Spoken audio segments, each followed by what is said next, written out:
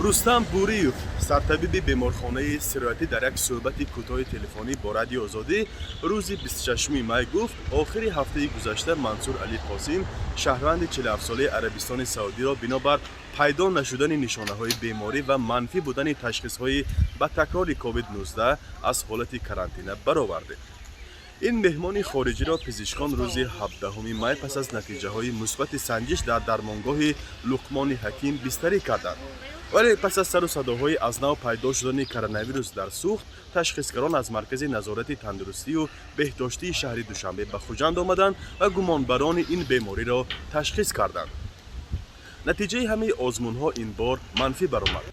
ба ин тартиб изҳороти вазири тандурустии тоҷикистон ки дар рӯзи аввали ин хабарҳо гуфт дар кишвар ягон мавриди гирифторӣ ба covid-19 вуҷуд надорад, акнун бо санҷишҳои тиббӣ исбот шуд.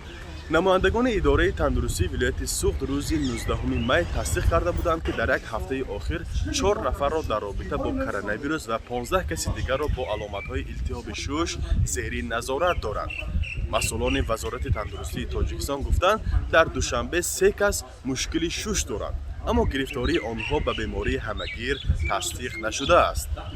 ин дар ҳолест ки дирӯз абдумавлон абдуллозода сардори маркази беҳдоштии вилояти суғд ки ҳафтаи гузашта аз бистарӣ шудани чанд нафар бо гумони коронавирус хабар дода буд, аз мақомаш барканор шуд.